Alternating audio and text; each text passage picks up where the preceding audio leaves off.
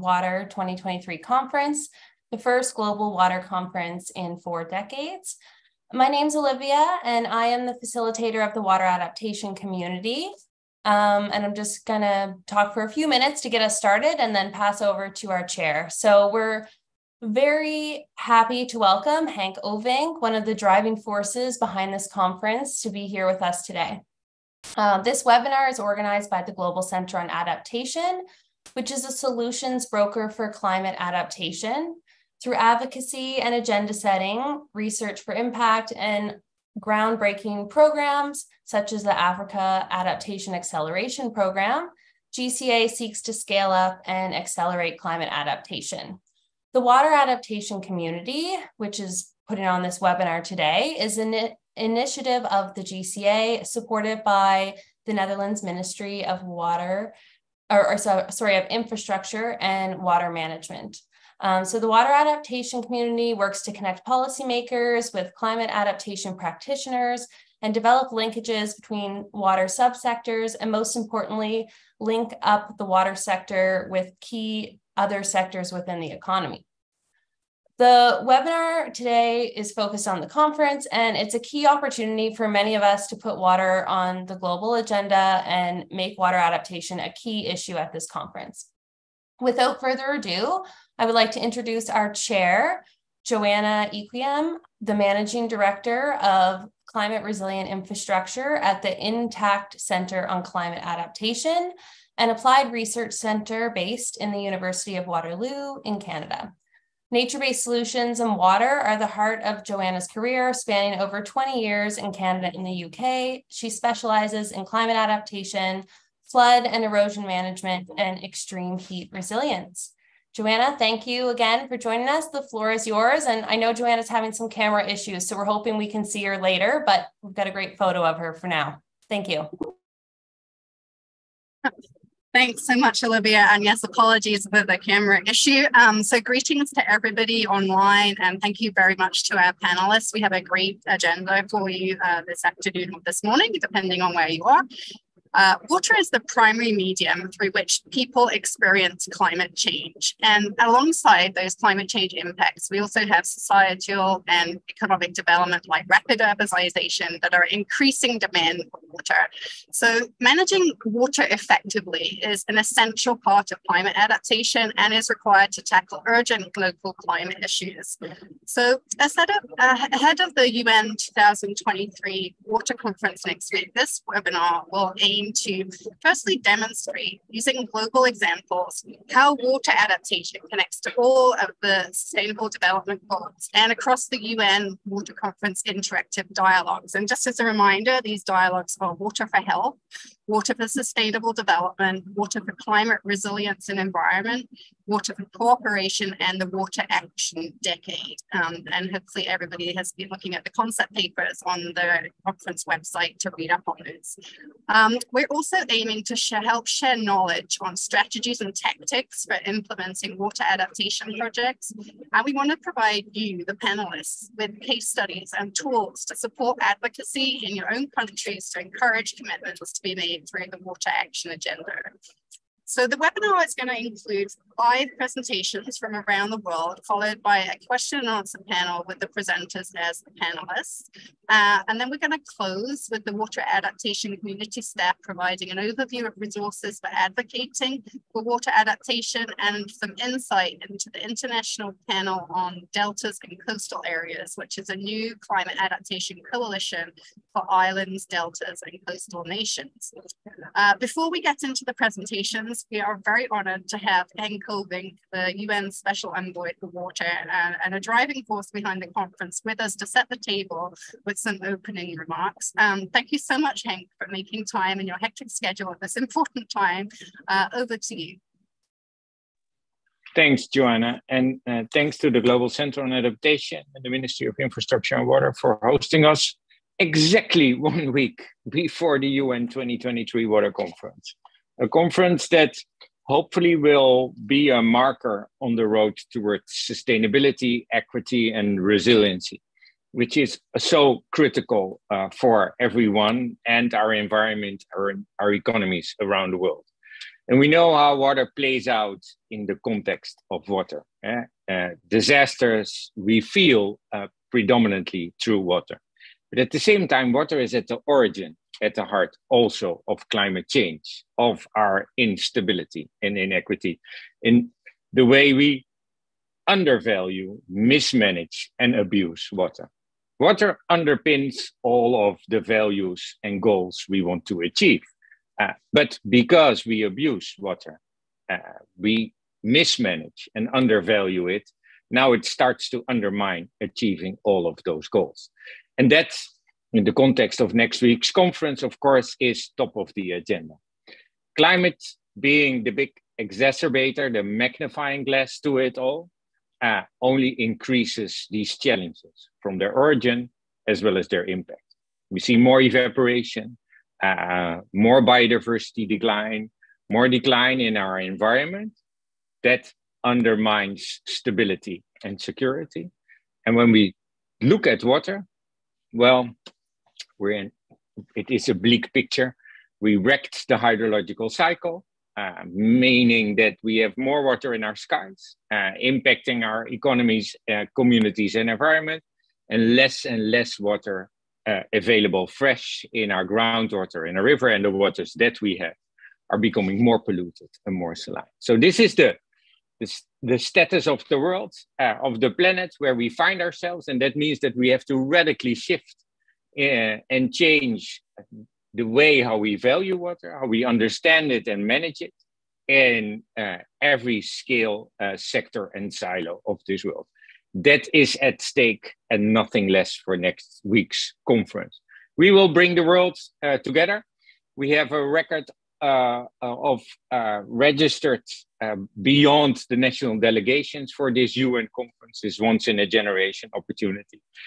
We have side events in records. We have commitments coming up in the Water Action Agenda that you can watch online, close to 350 when I checked this morning, from large-scale commitments with coalitions from across the world to very small ones, but that have a cultural meaning in the communities and the organizations they stem from. So we're working and building up towards next week's conference. But I have to tell you one thing: UN conferences don't change the world. It is on us to change the world, but we can and must, and it is our responsibility that we use this conference as a moment to step up everything we can and want to do. If we don't do it now, we lost the best opportunity as a world, as a global community, to change our behavior and the things we do. And that means that these 3 days, March 22nd, 23rd, 24th, next week, are only the beginning of a journey that we together have to do together towards water security, because water security will drive climate action, food security, energy security, health security, security at large, and will drive mitigation efforts as well as adaptation efforts. So in the context of adaptation and the center's ambition and the events, the center and the ministry, as well as the international panel on coastal and deltas, as well as islands, will pursue for next week's conference. Yes, water is at the heart of climate adaptation in this bigger context. And getting adaptation right and getting water right means that we get everything right. We will set the bar and invest in the baseline. We lag behind. Billions of people do not have access to safe drinking water, sanitation, and hygiene facilities. So we need leapfrogging approaches in that context. But getting that baseline right ensures also the environmental, economic, and cultural conditions right. So I look forward from the Kingdom of the Netherlands, together with the Republic of Tajikistan as the co-host of this conference, to welcome you all in New York or online, but moreover, to build coalitions, forge partnerships, set roadmaps, commit to action in the Water Action Agenda, to work after the conference to scale and replicate everything we can. I count on you. I hope to see you, to hear from you, and I look forward to work with you all towards the conference but especially beyond. So thanks so much for joining us here today on adaptation and water. I look forward to the conversation and working with you. Thanks so much, Joanna. Back to you. Thank you so much, Henk, for setting the really urgent tone we need to bring to water adaptation at this time in order to no less than change the world. So I think that sets the energy tone great for the webinar. Now for the presenters, I'm going to introduce our speakers and panelists in order of their presentations before we dig into the actual presentations themselves, so I don't interrupt the flow. So firstly, we have Ms. Juliette Lasman, who is a policy analyst in the OECD Water Governance Program. She coordinates the OECD project on cities and regions for a blue economy. And she also contributes to OECD policy analysis and advice on water governance, circular economy, and nature-based solutions. Secondly, we have a heroic freedom fighter, Mr. Sheikh Abdurrahman, who is mayor of Mongala Port Municipality. With a wealth of experience in public service, Mr. Rahman has been instrumental in driving progress and development in Mongala Port Municipality. He has also been president Bangladesh Awami League, and he is well known for his bravery and contribution during the Liberation War in Bangladesh. Thirdly, we have Dr. Bernadette Araba Adjai, who is a lawyer in water resources governance, both at the national and transboundary level. She works with the Water Resources Commission of Ghana as director for the Legal and Monitoring Department. Her work experience spans policy and lawmaking, implementation and enforcement of regulations and transboundary water governance arrangements. Fourthly, we have Faisal Rahman, who is a senior water climate adaptation specialist with the Global Center on Adaptation. He is trained in environmental engineering and works at the intersection of natural science, social science, and public policy. And last but by no means least, we have Mr. Jos Timmerman, who is an expert on water and adaptation to climate change. He worked with the Dutch government on a broad range of national and international water management issues with over 2 decades of experience in transboundary water cooperation with a focus on adaptation strategies. So this is a very illustrious panel, and I hope you are going to be inspired by the stories that they have to tell you. And without further delay, I'm going to hand over to Ms. Juliette Lasman for the first presentation. Just a reminder for the presenters, we have around 10 minutes for each presentation, and if we run over, I'm going to have to interrupt you. So hopefully that won't happen. So yeah, over to you, Juliette.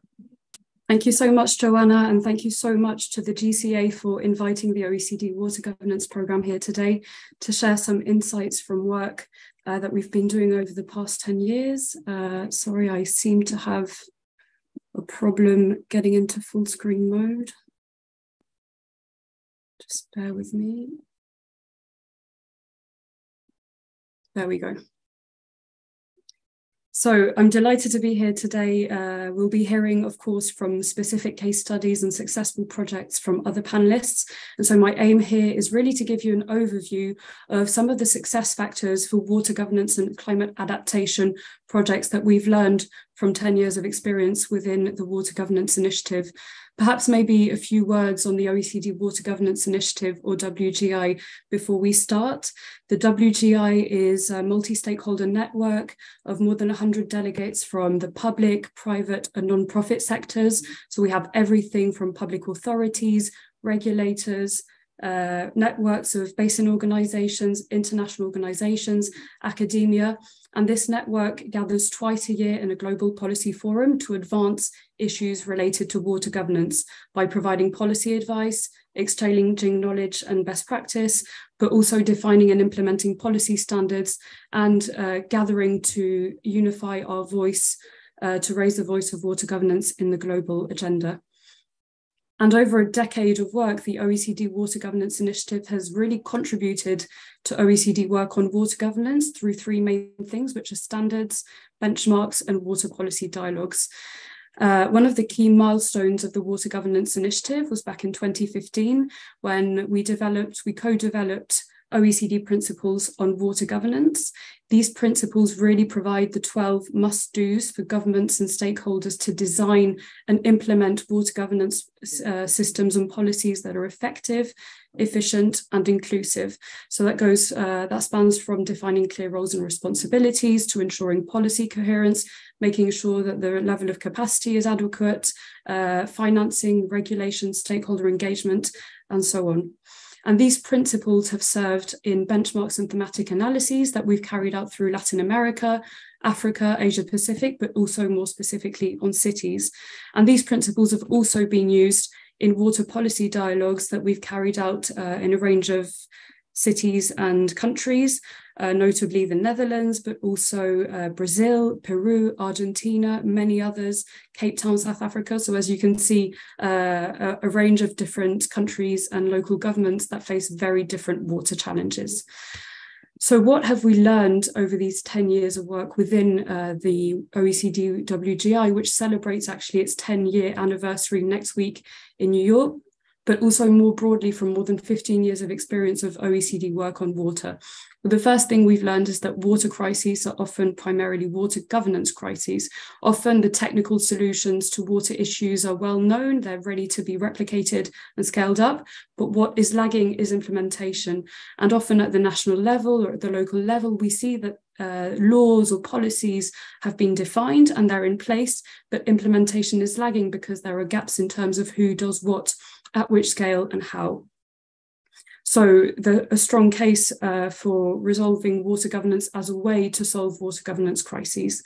Second, we know, of course, that water has very strong links with climate adaptation, and I won't recall the facts that Joanna and Hank have already recalled very well, but water is also the lifeline for so many other policies and economic sectors, whether it's agriculture, land use, industrial policy, energy, transport, you name it. And conversely, these policies have an impact on water. So there's a need for different communities of practice, starting with the water and climate adaptation communities, to really talk together. The third and not least message that we've learned during these 10, 15 years of work on water is that often we are only interested in solving water issues once disaster has struck. Before then, a risk-based and reactive approach rather than a resilient and a proactive approach to water issues really prevails. And so faced with these issues, the WGI has decided for its next programme of work to focus on water for the climate transition.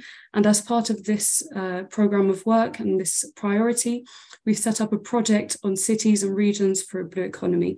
The project recognises that economic resilience starts with water resilience, and that investing in water security really has benefits for sustainable development of activities that depend on water, like coastal tourism, fisheries, aquaculture, water-related transport, water-related renewable energy, fishing, and shipping, and so on. And so this project really aims to support national and local governments alike to develop resilient, inclusive, sustainable, and circular blue economies as part of what we call a risk-proof approach.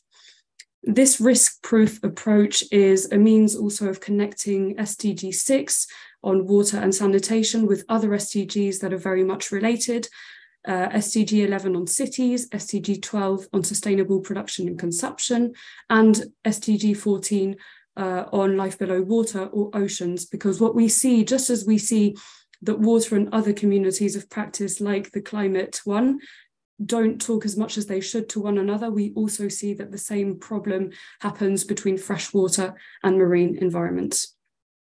Now, you may be wondering, what is the relevance of this risk-proof approach to climate adaptation? Well, actually, it relates to climate adaptation, but also mitigation. Because on the one hand, we know that these blue economy activities aren't always green. In many cases, they generate waste, they generate water pollution, they generate greenhouse gas emissions, which affect our water ecosystems and our water cycle. And so there's really a need to make sure that these blue economy activities are sustainable and are circular through decarbonisation and the protection of the water-related ecosystems on which these sectors depend to flourish. On the other hand, these blue economy sectors take place, create value and so on, and provide jobs in cities, but we know that cities are uniquely vulnerable to water-related risks, and not least floods and droughts. And so this highlights the need for a resilient and inclusive approach to the blue economy and to water in cities. As I've said, my presentation will focus on providing the big picture and the overview, but I would like to go into just a couple of examples that we've collected from cities and regions through a survey. In terms of resilience, we have a very interesting example from the city of Salvador in Brazil. As part of their climate adaptation plan, they recognize the value of ecosystems like mangroves and coral reefs as being beneficial for climate resilience and for economic activities like tourism alike. So they recognize that investing in coral reefs and mangroves will act as a flood buffer in terms of sea level rise or floods, but they also recognize that these are key components for tourism and they make the city attractive. And so they're investing in a coastal monitoring system to protect them. When we look at inclusiveness, we also have a very interesting example from the city region of Glasgow in Scotland. They have an initiative called Climate Ready Clyde, which recognises coastal adaptation as a question of social justice. And so they take very proactive steps in bringing unheard voices to the table, especially youth, the elderly and women, just to name a few. So I'd now like to conclude with the principles as success factors, as enabling success factors for these projects, because we know that so much of climate adaptation relates to water. And I think this is where the principles can really come in handy, because they provide a very clear check the box list of the 12 must-dos for good water governance. And since the development of the principles in 2015, the WGI has also created an indicator framework for water governance, as well as a how-to guide to assess water governance. This means that anyone from stakeholders to governments can decide, I want to assess how water governance is working in my city, in my region, in my community, in my country, with these very simple tools. And we've also applied the OECD principles specifically to the context of floods, which can help in those kind of contexts. So I really believe that these tools developed by and for the water governance community can also be extremely useful for the water adaptation community. I'll wrap up here. I just wanted to say thank you again for inviting me. I'll add the links to this work in the chat, and we look very much forward to seeing you in New York and to bring these messages to the conference. Thank you very much. Thanks so much, Julia. And particularly your words on the need to act before disasters and the importance of governance resonates with me. And I think in managing water, we're managing natural systems, and those boundaries do not reflect necessarily our social constructs. So essentially important. I'd like to now move to our second speaker, the Honourable Mr. Sheikh Abdurrahman. Over to you, the floor is yours. Thank you. I am Sheikh Abdurrahman, Mayor Monglapur Purusabha in Bangladesh. The climate is changing due to global warming, and due to this climate change, the coastal areas of Bangladesh have become vulnerable. Among these coastal areas, Mongla is one of the most vulnerable areas. Mongla is home to a large number of climate migrants. Climate change is increasing the salinity of water, resulting in freshwater shortage and serious health risks. Although we have provided drinking water from the municipality, but overall, it is not enough. Global warming has led to an increase in sea level, which is one of the reasons for the increase in water salinity in the coastal areas of Bangladesh. And this growth rate is increasing day by day. The coastal areas of Bangladesh have increased the scarcity of fresh water, including Mongla. To overcome this problem, Mongla Port Municipality has implemented and continues to implement various projects funded by government and private NGO and other donors. A water project has been set up in area of Mongla near about 84 acres for the provision of drinking water to the residents of the city.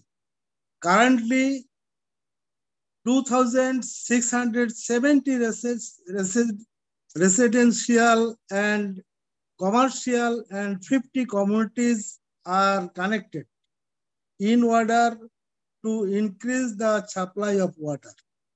It will be possible to provide water facilities to 2,000 and 3,000 more customers if the pond excavation and treatment plant is started by public health in the second phase. Apart from this, a contract has been executed for the installation of floating solar panel with a capacity of 15 megawatts with the help of Bharatiya Solar Company in the water project. At present, the project has reached 2 megawatt production equipment and other activities are in progress, with which it will be possible to supply electricity to the national grid even after meeting the municipal demand.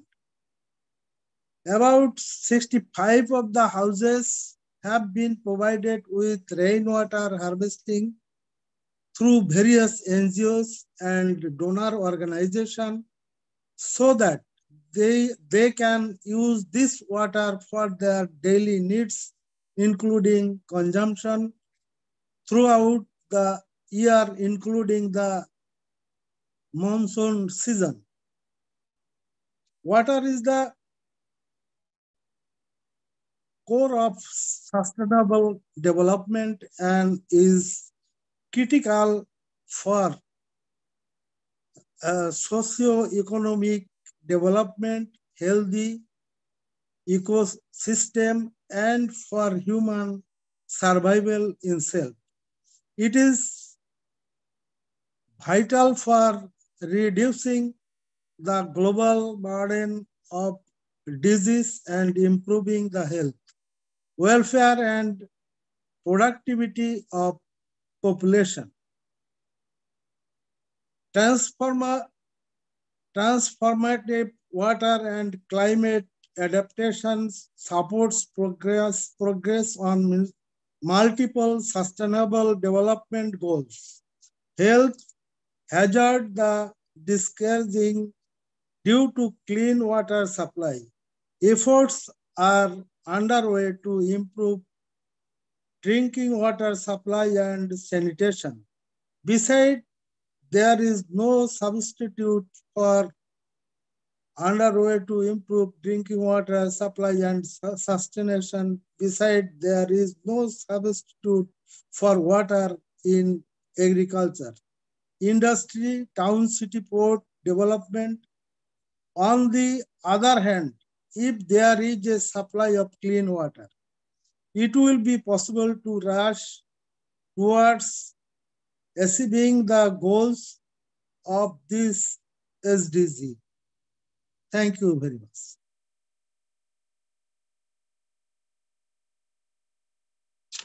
Thank you so much. I think this presentation really brings home how action on the ground really critically depends on strong local leadership, which is really inspiring to hear about. So thank you for your intervention. So our third speaker is Dr. Bernadette Ajay, who is going to talk to us about climate change adaptation in Ghana and the case of the Water Resource Commission. Over to you, Bernadette. Your attention, please. We will be arriving. Thank you very much. Could you share my slides for me, please? I'll be grateful if you could. share my slides.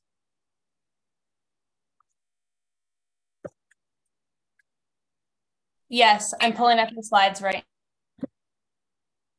Okay. Right. Thank you. So thank you for the opportunity to join you in this webinar to present. So the Water Resources Commission please, can you hear me clearly? Yes, it's nice when you speak a little louder like you just did. That's great. Okay, great. So the next slide, please.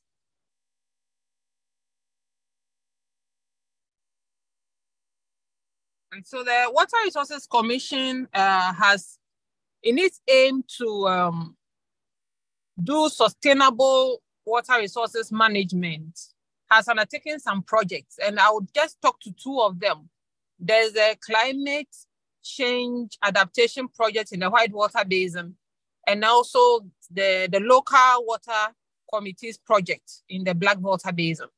And to the commission, the successful completion of these two projects will lead towards the achievement of SDG 6. Next slide.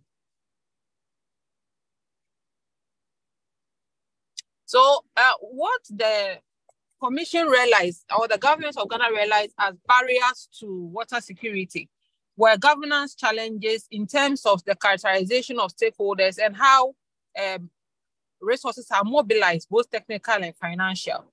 There's also the issue of fiscal challenges such as population growth and urbanization that leads to pressure on land, especially land tenure conflicts, and also deforestation of river banks and valleys. Activities such as tree felling, bush clearing, chemical pollution from farming that had actually led to the deterioration of these areas.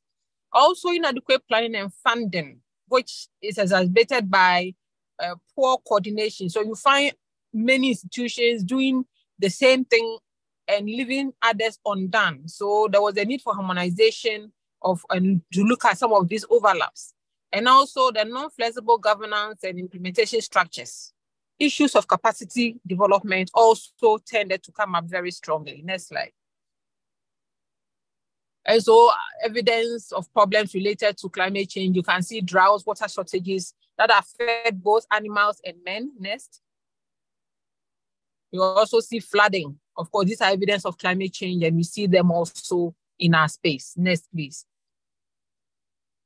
And so as water becomes scarce and then more time is spent in search of water to neglect other economic activities, you find women and children being the most vulnerable group, and the poor sometimes find it quite difficult to cope. Next slide. And so when we look at SDG 6, I will touch on a few that really relates directly to our work. For example, improving water quality by reducing pollution, eliminating dumping and minimizing or release of hazardous chemicals and other waste. Having the proportion of untreated wastewater, halving it and then substantially increasing recycling. We also look at water use efficiency issues. Next slide. And also implementing integrated water resources management, which would lead to making sure all sectors are brought together. And of course, advancing more towards transboundary governance as appropriate. Then protecting watersheds and ecosystems, of course, wetlands, rivers, aquifers, and lakes, which are the core function of the commission. Then international cooperation being very key, because as a country, we have shared waters. And so it's important to have transboundary cooperation that will lead to water efficiency and others. Next, please. So some of the responses, I mentioned these two projects. Next slide. Where there's a community, I term it the community fiscal project. So you find projects on the ground. The climate change adaptation project was to implement water resources management,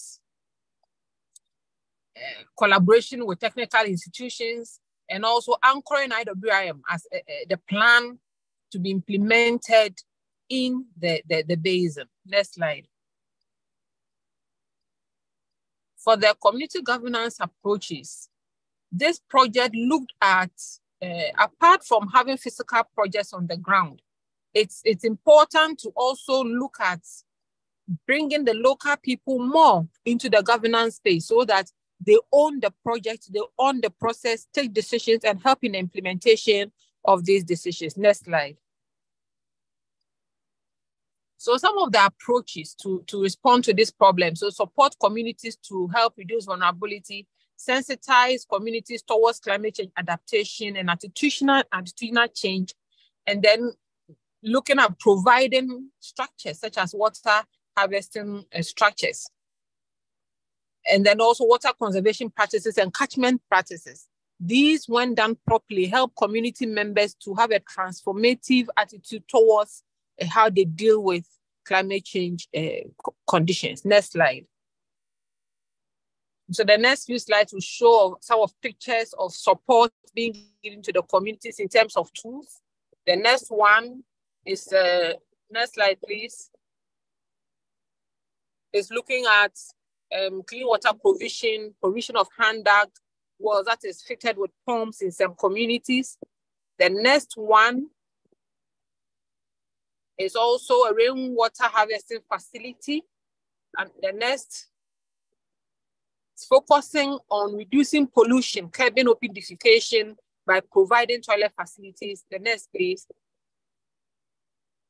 Community involvement in creation of dugouts that will store water for agriculture activities. The next.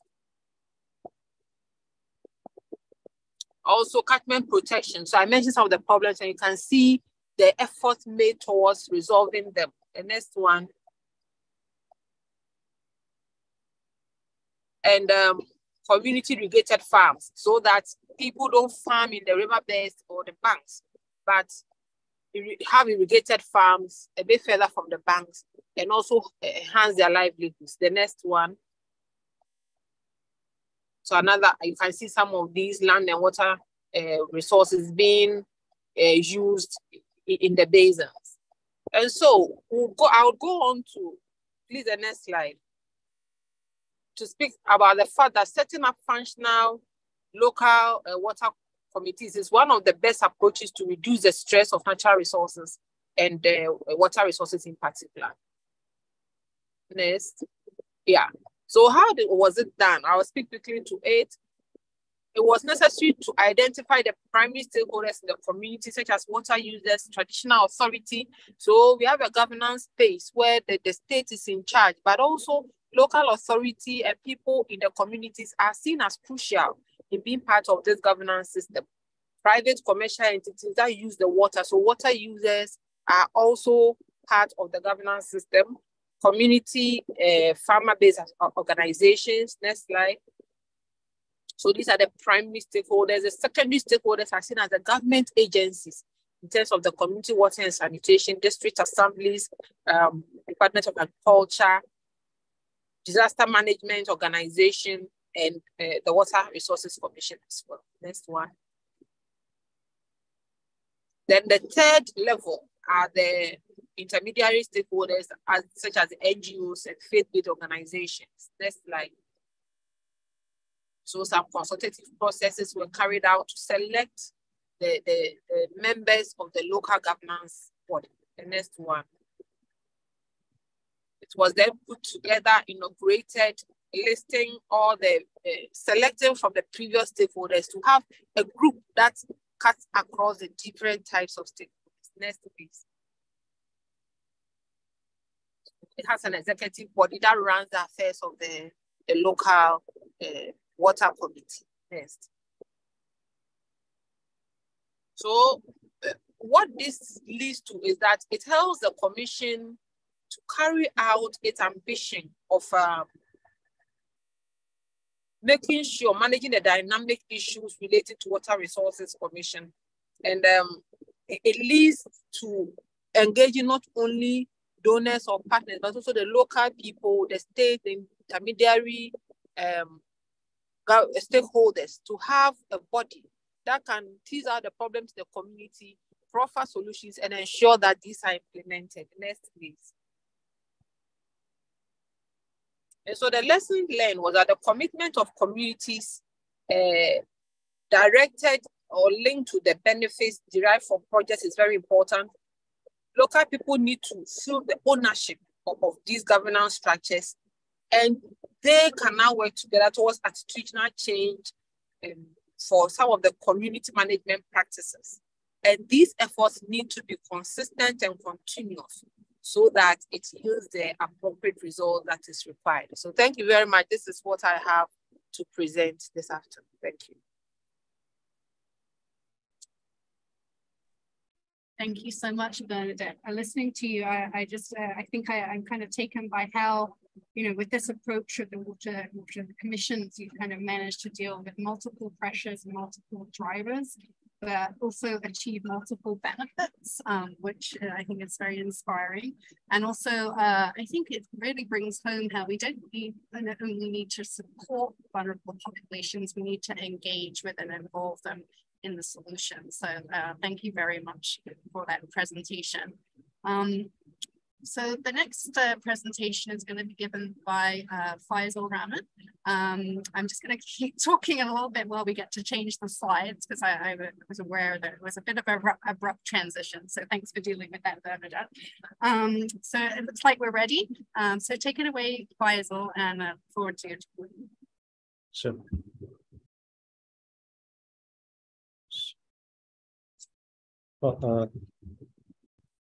Thank you very much. Good evening, everybody from Dhaka, Bangladesh. So my name is Faisal Rahman. I work as a senior water adaptation specialist for the Global Center on Adaptation South Asia office. In my presentation today, I'm going to essentially focus on three things. First, of course, I'm going to introduce the Global Center on Adaptation, briefly talk about what we do, who we are, and then going back to the 2023 conference, something that we're trying to promote which is placing water at the heart of adaptation. I'm going to talk about that. And lastly, I'm going to share an overview of what we do at the Water and Urban Program of GCA. So the Global Center on Adaptation was established in 2019 with the intention to both accelerate and scale climate adaptation to build resilience against climatic risk. Originally, it was called the Global Commission on Adaptation. The initiative was taken by Mr. Ban Ki-moon, Mr. Bill Gates, and Kristalina Georgieva. Mr. Ban Ki-moon, the former UN Secretary General, is still involved. He's the chair of the supervisory board of the Global Center on Adaptation. The GCA, or the Global Center on Adaptation, is actually the only international organization that is focusing exclusively on adaptation. We are headquartered in Rotterdam and Groningen in Netherlands, with regional offices in Africa, South Asia, and the Asia Pacific. We have actually three pillars of action. So the first one is agenda setting and advocacy, with which we try to ensure that adaptation remains at the top, remains one of the top agendas or the top priorities at the global level, regional and national levels. And through our actions and through our programs and action, what we intend to do is we try to provide technical support as well as capacity building programs so that adaptation is mainstreamed on the ground. And both these two pillars, advocacy and programs, are informed by the third pillar, which is knowledge and acceleration, which is informed by the latest, the advancement in science and knowledge. Now, in doing all these, we try to understand the challenges on the ground towards promoting and accelerating adaptation. We plan accordingly so that adequate finance can be mobilized to implement adaptation actions on the ground. To do so, GCA does all these in collaboration with a range of stakeholder groups, from community actors to multilateral development banks, businesses, and national and local governments. Going back to the UN 2023, one of the things that GCA as an organization believes and is trying to promote is how water can be leveraged as for promoting and accelerating climate adaptation. Some of these things Henk and other previous speakers have already mentioned. I'm just going to quickly touch base on. We believe that there's three particular reason why water should be at the heart of climate action. The first one was, as Joanna mentioned, that water is basically the primary medium through which people experience climate change. In fact, 3/4 of all disasters are related to water. And this has implications not just in the framing of too much water, like flooding, or too little water, drought, or too dirty or polluted water, but those have also cascading impacts on the society. So we are aware of this, and we try to say that in many ways, the climate crisis is a water crisis. The second aspect is that water is a fundamental resource for maintaining our civilization and life on Earth. But if we see that both climate change and social and economic development are increasing water demand. So for example, right now, there's about 1.5 to 2.5 billion people that are living in water-stressed condition. And with climate change, these numbers are going to almost double by 2050. So therefore, it is also essential that water management takes into consideration climate action. The third is not so much about the problem, because water has this dual side. It's not just part of the problem, but it's also a key enabler of the solutions for the problems that we're seeing. So 60% of all adaptation is related to water. And therefore, if we're trying to address or accelerate climate adaptation, water needs to be taken into consideration. And unfortunately, all these factors are often disregarded in the global agendas that we see. So for example, the Paris Climate Agreement doesn't mention even water. Fortunately, the Paris Agreement, after even 27 COPs, has included water in the final decision text for implementation plan. But as we mentioned, because water is everywhere, that's why it's almost nowhere. So the invisibility of water is something that needs to be addressed, which is why this UN 2023 is a pivotal moment where we need to work towards raising the political profile of water. And Henk, two of our participants today here, Henk Oving and Mr. Joop Verhagen, and other colleagues, we're trying to, we're publishing a commentary on Nature, which is going to come out next week. And we're trying to argue that when we say that, okay, water needs to be at the heart of climate adaptation, what does it mean in practice? What we argue in the commentary is that there's actually 4 ways to do this. The first one is that climate change is introducing uncertainty, and we need to embrace that uncertainty rather than not making that as an excuse to inaction. And one way to address that uncertainty is to make our water management and water governance climate resilience. Climate resilience in practice could mean increasing the robustness and flexibility of water management or water supply approaches. The second, what we argue or what we suggest is that often water is related clearly to adaptation, but we miss the link of water with mitigation. Just simply improving our water treatment systems can save us a lot of greenhouse gas emission, and with approaches of water saving approaches, we can also minimize greenhouse gas emission from the water sector. The other important aspect is what we miss is that often both adaptation and mitigation actions do not take into consideration the water footprint side of things. So for example, if we are trying to promote biofuels for renewable energy, we need to take into consideration that that will have an impact on water demand. So that the third point that we argue is that adaptation often doesn't receive the fund. I mean, in general, it's only receiving about 6 to 7% of the global climate finance. But as we see as climate impacts rise, adaptation is not just essential. It's becoming clear that adaptation is good economics too.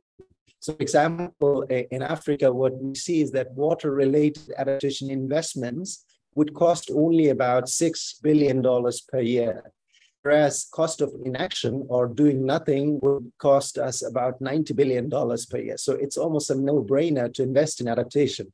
So therefore, we are also arguing that, well, increasing adaptation in water-based interventions. And this is also making sense because only 3% of the global climate financing is going to water-related adaptation investment. And if water is so crucially linked to adaptation and climate action, there needs to be more funding that should be directed to water-related adaptation. Finally, what we are also arguing is that without considering justice and equity issues, we're not going to lead to a successful adaptation. Rather, this may lead us to maladaptation or increasing the vulnerability. And towards doing so, what we argue that the local community needs to be given a voice, and in fact, where appropriate, should actually be leading the decision-making and implementation process. And all of these things we're trying to promote through our Water and Urban program at the GCA, which is one of the 6 programs that we lead. At the Water and Urban program, what we're trying to do is we're trying to accelerate and scale urban adaptation. And we are also trying to provide risk-informed climate resilient water services. Towards offering these things, what we do is that we act as solutions broker. We link the local and national expertise with these services, and we try to provide technical assistance to us achieving these results. And as I said, that we do basically these through 3 of our business lines. The first one is City Adaptation Accelerator. The second is Climate Resilient Water Services. And the third is Water Adaptation Community, through which today we are all meeting. Now, one of the core aspects of GCA's work is to influence investment at the ground, which are climate informed, are risk informed, and climate change is actually mainstream in those investment projects. Just to give you an example of the contribution of our work is that in 2022, GCA was able to influence about $840 million in Africa through our water and adaptation program.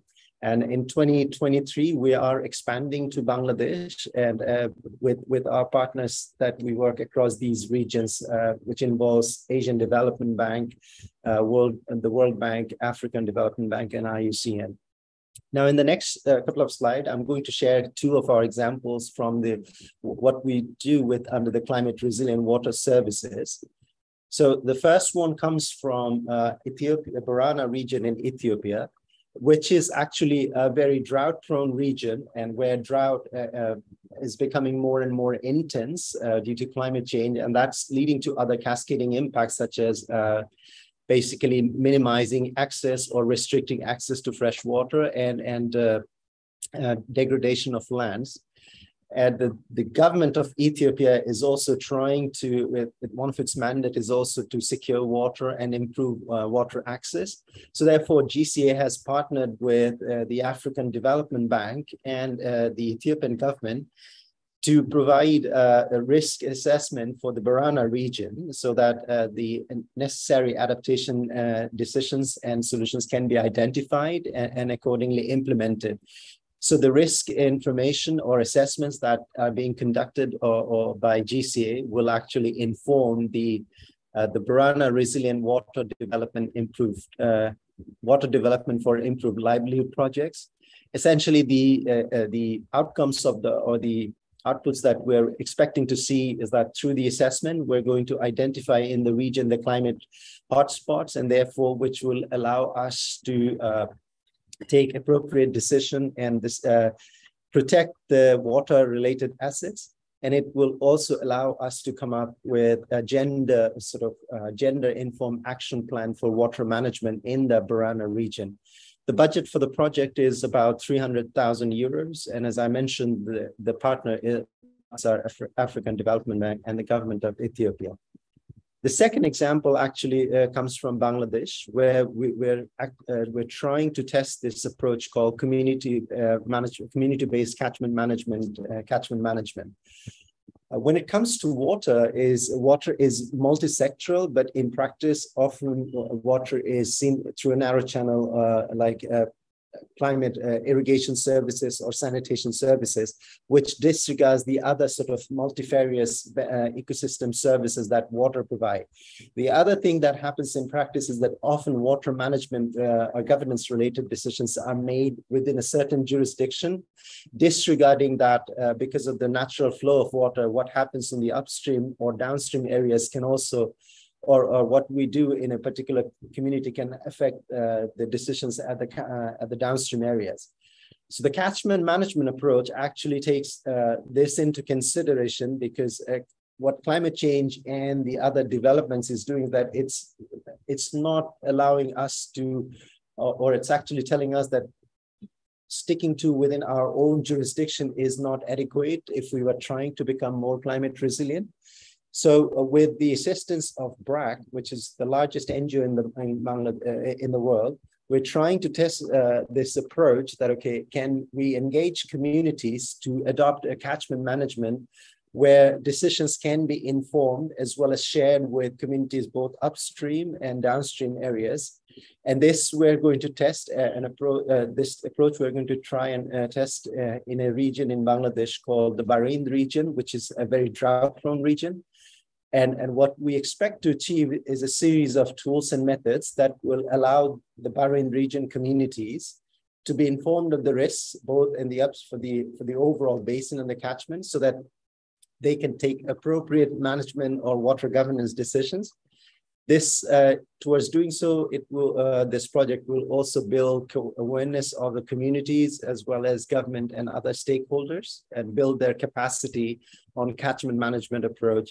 Essentially, what we intend to do is informs BRAC's pipeline, where water management can be integrated into its rural development programs.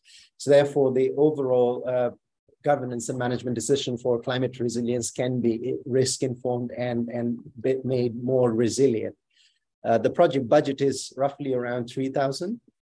And as I said, that the ultimate intention for us in this project is to ensure that communities as well as stakeholders are informed of their actions, or their actions are informed by what happens at the catchment level, rather than not just thinking what happens within their own jurisdiction. So with that, I'd like to end here, but I'd like to also mention that GCA is attending and participating at the Global UN Water Conference. We will be hosting 2 events, so we look forward to seeing you there. And if you need specific information about our programs or GCA in particular, feel free to reach out to us. Thank you very much.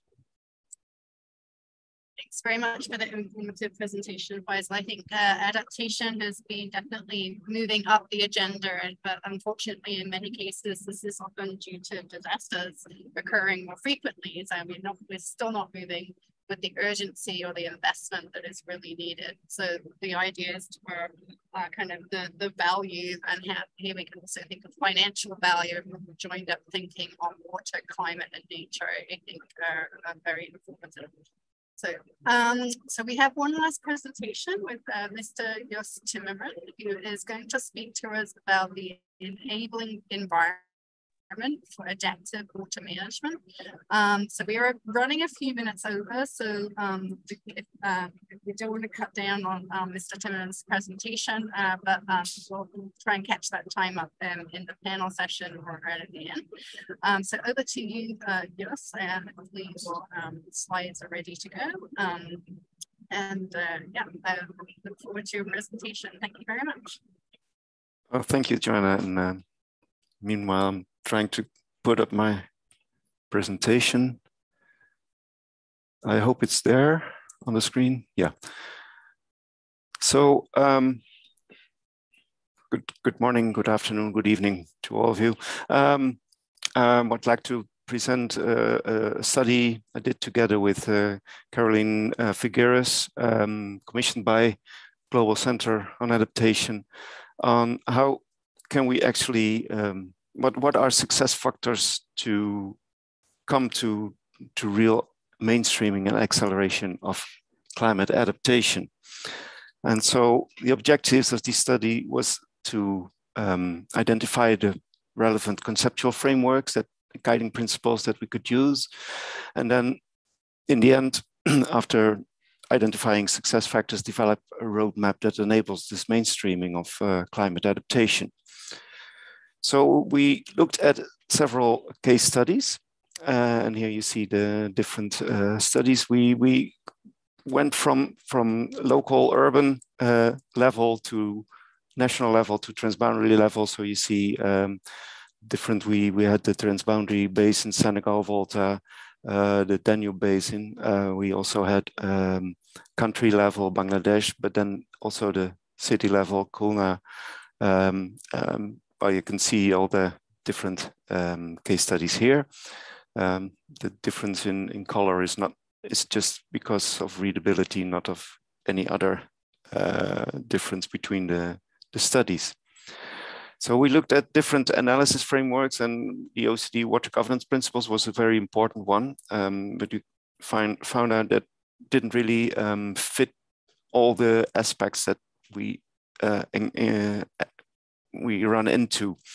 So we turned to what we call the enabling environment framework, which is a framework that's developed. The wording enabling environment is used in many different ways. So we're trying to restrict it here to what is said in this slide. It's about policy setting, looking at goals and strategies. It's the legal setting, looking at the laws, agreements that are there.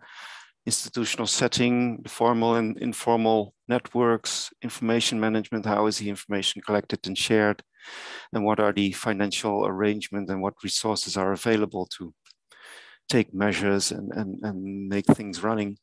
But it's a bit broader than that, but I'll come back to that later. So we looked at a lot of literature. So here's some examples. This is about the gray literature. We also use some scientific literature, but from all this, we basically developed a long list of what are success factors, and we put it into this enabling framework, enabling environment framework. So for the policy setting, for instance, there's a list of key factors, and I'm not going to go through them, but I just mention a few, like, for instance, the broad stakeholder involvement we already heard in the earlier presentations, to involve communities and make that work in that way. And what we also may have seen a little bit is that important is that there's leadership, that there's some way that the project or program is has how to say, some power to continue and to progress. For the legal setting, we have also something like integrity and transparency. People have to know where things come from, how it works, to be able to appreciate what's going on, what's happening, and to be able to participate. If you look at the institutional setting, something that is important is a coalition. It's not one institution. You have to find the common ground between different institutions, and also the informal networks. So for instance, a community can be, say, the formal, like the mayor and the formal part, but also there are informal networks within the community that you can use and try to make a coalition between all those different networks. For the institutional setting, capacity development is very important.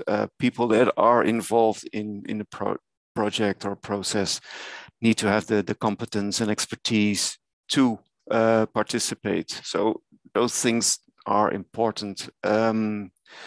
You look at the information management, for instance, the broad communication and utilization of information is very important. For instance, in the Netherlands, we have the principle that if information is produced using public money, then the information is public. And then finally, looking at financial arrangements, what is important is that implementation is also effective. And this is also something you see in the OECD water governance principles. The effectiveness is important. So it's a lot of different success factors, key factors, that together determine if a project or program is successful. And so what we actually found is that there's a lot of description of what has to be done. If you, for instance, look at adaptation, you need to have a vulnerability assessment, which was just mentioned in previous presentation. But so there's a lot of techniques and things are there. But what is equally important is how it is done, the human factor. So how are people interacting? What is their background? Are they able to, do they have the capacity to cooperate? Those are equally important to what you have to do. So if we look at the successful cases, they pay attention to most of those key factors and have filled it in one way or another.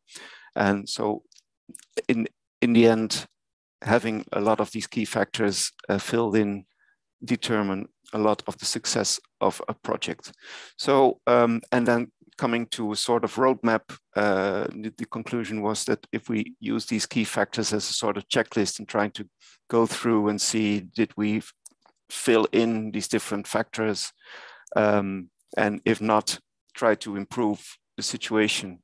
And in the end, that would lead to a successful program of project. So very shortly, what we did, we're still working on trying to publish it, but that's something that comes later. So thank you for your attention, and back to you, Joanna. Thank you so much. It's so important, the how. I think, we're talking about behavioral change, and sometimes the actual doing and the relationships is something that, as people who are scientists, or we're not so strong at those areas. And I think this checklist sounds like a really useful tool for people to look at. So thanks for that presentation. So now we're into the panel section of our webinar. So I'd like to invite all of our speakers to join me on, well, I would say on camera, but my on camera is not working. But if you would like to turn your own cameras on, that would be great. And we have a few prepared questions, but I think we also have a few questions in the chat. There's also the Q&A function if people want to pop their questions.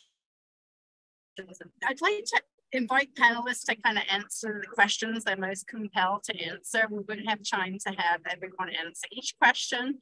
I'd like to kind of, I think we've covered climate and cooperation probably in a fair bit of detail. I just wondered whether one of you would like to kind of talk a bit more about the link of water and health.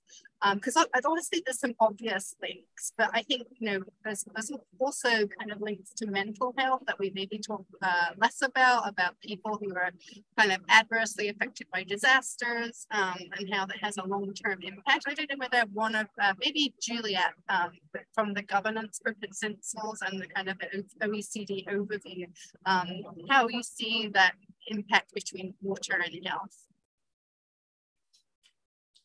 Thank you, Joanna, for the question. Yes, I think we're having troubles with your connection. We can't always hear you very well. Can you hear me now? Yes. Okay, great. So from the OECD perspective, from the water governance perspective, we haven't done any particular work on water governance for health. But as I said before, water isn't just a sectoral issue. Water cuts across all sectors. Water has implications for health. It has implications for sustainable development, for a range of sectors. And so it's also important, as you said, Joanna, to bear into account the fact that water also has an impact on our health. And this is explaining the growing trend that we're seeing in cities towards more and more nature-based solutions, like rehabilitating rivers or planting more trees. They have benefits for water, but they also have well-being benefits for citizens. And actually, I think there's one very interesting example that I'd like to highlight when we're talking about water-related disasters, and in particular floods. There are health impacts that are more lingering on women and more vulnerable groups of the population.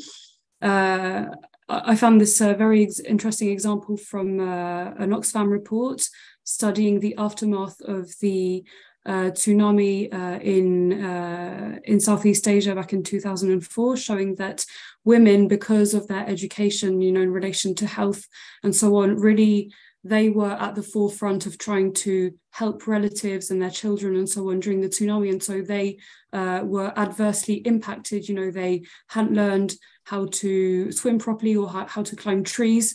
And so this really shows the links that there are between health, education, gender inequalities, and so on.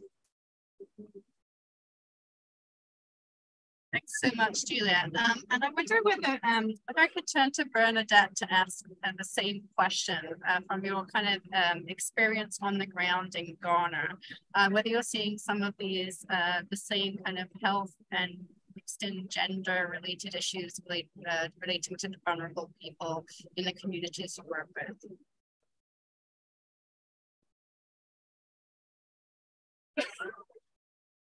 Bernadette, are you with us? Yes, I'm with you. Sorry, I'm unable to turn on my camera, but I can respond. So when it comes to vulnerable communities or people in communities that tend to be vulnerable due to climate change, I did indicate that when there is drought, for example, or the water shortages, you find that it's women and children who tend to bear the brunt of it because they now have to go out and look for the scarce water resources that is available for households. And so that impact comes up more. For many of the communities that were being impacted by the project I spoke about, there was a conscious effort to be sure that beneficiaries of this program include women, beneficiaries of the physical projects on the ground, but also in the governance structure, women are also featured in, so that women are involved in the decision making and also provision of the responses. And then when there's donor support or government support to provide interventions, women are also part of it. So of course, it's very crucial that in all these gender considerations are clear, and also for the vulnerable members of the communities. Thank you. Thank you so much, Bernadette. Maybe if I can now move to Mr. Sheikh Abdurrahman with the next question. One question we had was, what is the key commitment a leader can make to the water action agenda related to water climate adaptation? Because you have a story of strong leadership in your area, and I wonder whether you had any advice on that.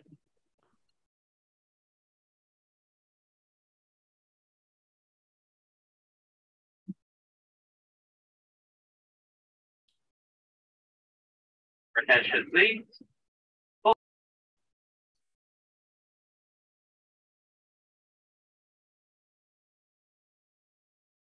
Less than 10 minutes. Votre attention, s'il vous plaît. Vous allez prendre dans un peu moins de 10 minutes. Belleville. Mr. Sheikh Abdurrahman, did you manage to hear the question?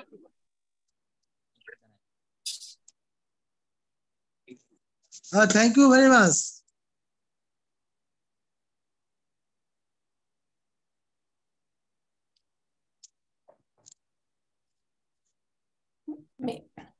Maybe you can repeat the question, Joanna. Yes, I was just wondering whether you had what insight you had as to what would the key commitment a leader can make to the water action agenda.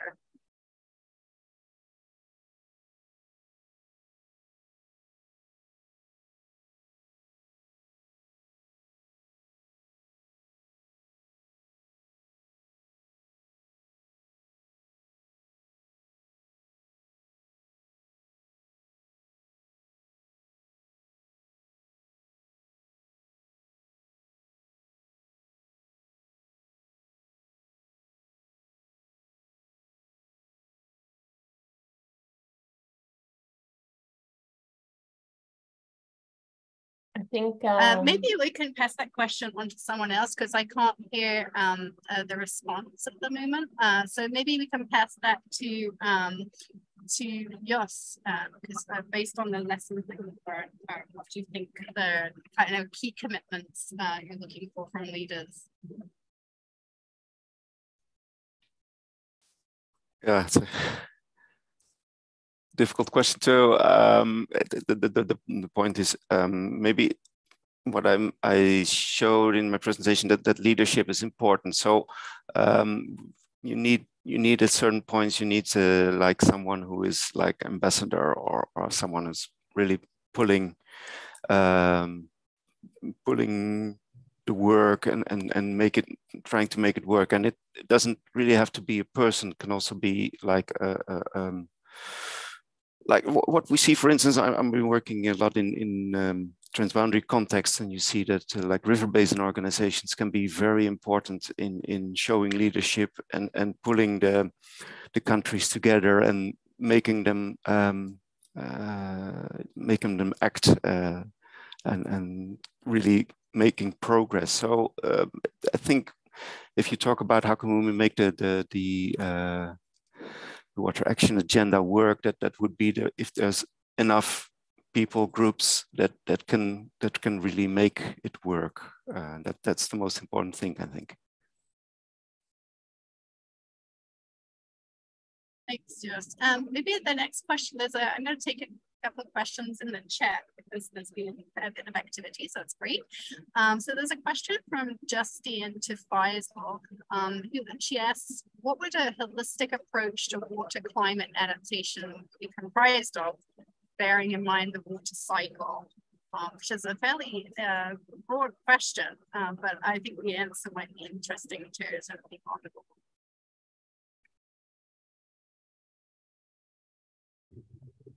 that is actually an interesting and a broad question. I'm trying to think how to answer.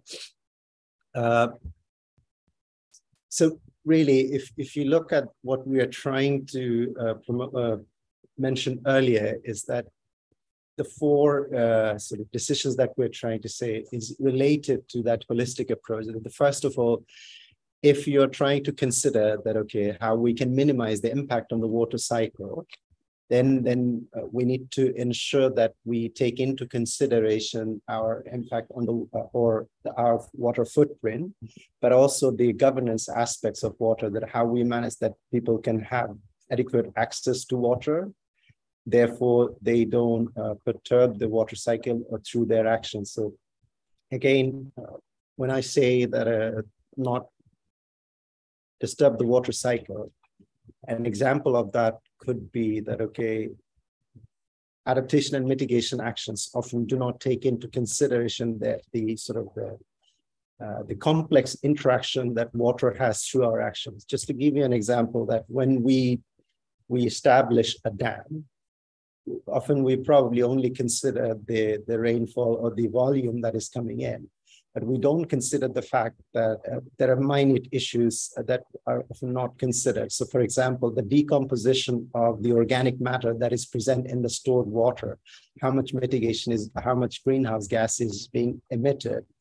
But at the same time, what we can do here is that not just considering these details, but when we're trying to build this sort of infrastructure, the gray infrastructure, we can try to see that how we can take advantage of the nature to come up with a blended approach that can provide benefits to managing this sort of infrastructure so that the water impact is less. To give you an example, through proper sort of landscape management around dams, not only the sort of overall lifespan of the dam can be increased, but also sort of percolation through those land management the groundwater can be sustained. The other holistic approach, the water cycle thing is slightly throwing me off to think of, but the other part of thing is access. So you see, water security is so crucial for achieving sustainable development. And if we don't address climate change aspects of adaptation properly, water security is going to be impacted. And with that water security, adequate access to sanitation and water supply facilities is so closely connected.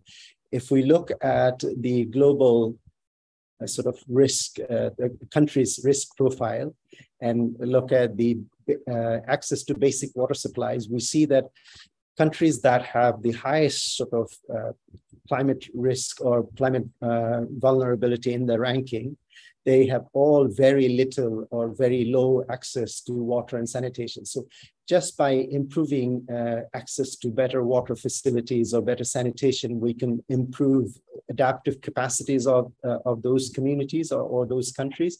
So therefore can increase their resilience.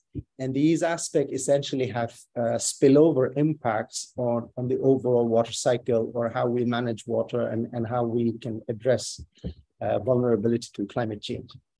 I know that I wasn't very specific, but this is more or less that I can think of on the feed. So thank you. Thank you so much. I love that you brought up the interaction between water adaptation and nature as well. And I just wanted to highlight that's something that somebody else in the questions, and like the link between water conservation and environmental, like nature conservation. I think that's with the global biodiversity framework just being agreed. I think that's a thing that something people will be occupying that space and thinking about that a lot. So I want to keep it moving because we only have a few minutes left of our webinar, and the next on the agenda is going to hear from Olivia Allen of the Water Adaptation community, who's going to provide a bit of an insight into the advocacy package that we have for participants to help them in kind of their participation in the UN Water Conference that's coming up next week. So without further ado, I'll hand over to Olivia to give you those insights and tools.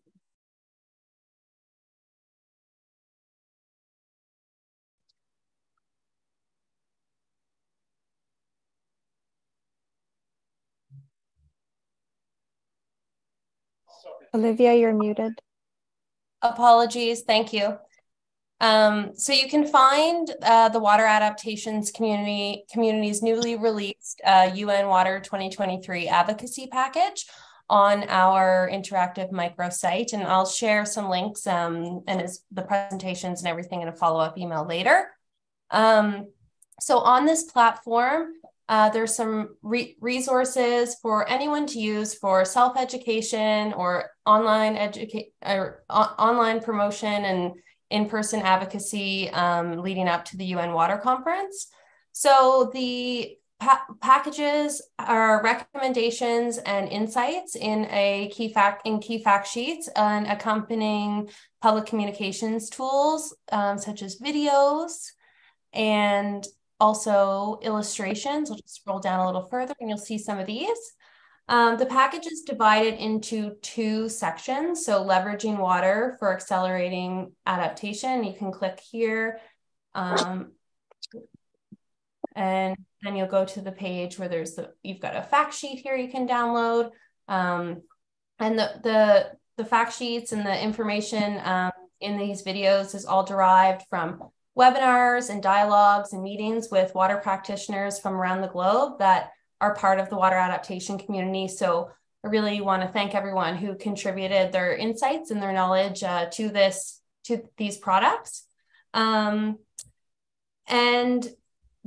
you can access the summarizing posters and videos on these pages as well. You can scroll down further to get a more detailed poster, and then you're able to download these and use them as you see fit. So the next section is focused on climate hotspots. So we've got a page here about advocating for water adaptation in deltas and another for small islands. So I'd also like to thank the illustrators at Design for Climate and the videographers at the Netherlands Video Agency for supporting the development of those as well. The videos are really short and informative, and the posters are also a really interactive way to educate people who maybe aren't as seasoned on the topic as some of our speakers, and I'm sure some of our viewers today. So I'll follow up with the link, and you're welcome to use these materials as you see fit leading up to and beyond the UN Water Conference. Thank you. Thanks so much, Olivia. And then the last word in terms of information goes to Martin Beek from the Netherlands Ministry of Infrastructure and Water Management, who's going to provide us a bit about linking policy, finance, and scientific knowledge, and the launch of the new coalition that we're going to be working with. So I'm going to have him talk to you about the International Panel on Deltas and Coastal Areas. Over to you, Martin. Yeah, thank you very much. Thanks for giving the opportunity to join in and give some extra information on the International Panel for Deltas and Coastal Zones.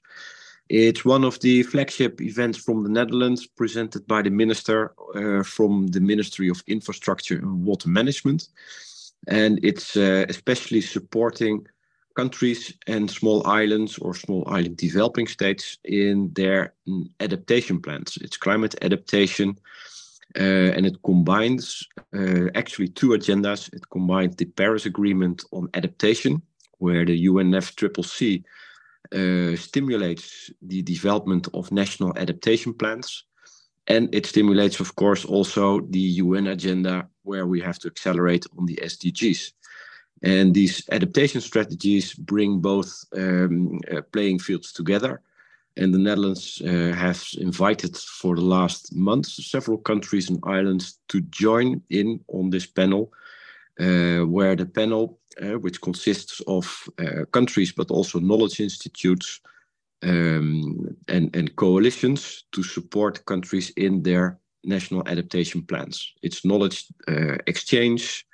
It's about tailor-made advice. It's about capacity building. So it's an interactive panel, and it's also not. It will really support the committed countries on their own adaptation strategies, and I think that is also the strength. What I strongly believe is that we have to take water to a whole of government concept, where ministers, for example, from environment or water or climate have to work in an environment of also ministries of finance or ministries of planning, because otherwise you can have a good plan, but you will never get it implemented. So also this is where we have to combine, for example, the panel for climate adaptation with other ministries of finance, or, for example, the Commission on Economics of Water. So there's quite an ambitious plan coming up. I would like to invite all to join in. We have two sessions planned. One is the official launch, which is planned in the UN building on Thursday, the 23rd of March. It's in the evening, 6:30 to 7:45. And we have a deep dive, which is more on the content. How do we operate? What can you expect from the IPDC? This will be a session in the Waterhouse on Friday morning from 9 to 11. If you would like to read more about the IPDC, I refer to our website, which is the www.deltasandcoasts.net, where you can find more information. Back to you. Thank you so much. And that kind of closes the webinar out perfectly with yet another great resource and kind of, I guess, avenue for kind of accelerated action. I think everybody on the call is in agreement with there's a lot to do. I think the comment that you made, Martin, about linking the adaptation and the finance ministry is crucial. We need to invest in adaptation. Upfront investment is going to save us money in the long term. And I think, I sense a lot of energy in this webinar and working towards those objectives through water. So I hope that the webinars provide people with more tools, case studies, things to look up and kind of go forward in the coming weeks. Enjoy the UN conference and basically use this as a real launch pad for accelerated action on water adaptation. Thank you so much for joining us, and we'll see you the next time. Thank you so much. Thank you very much.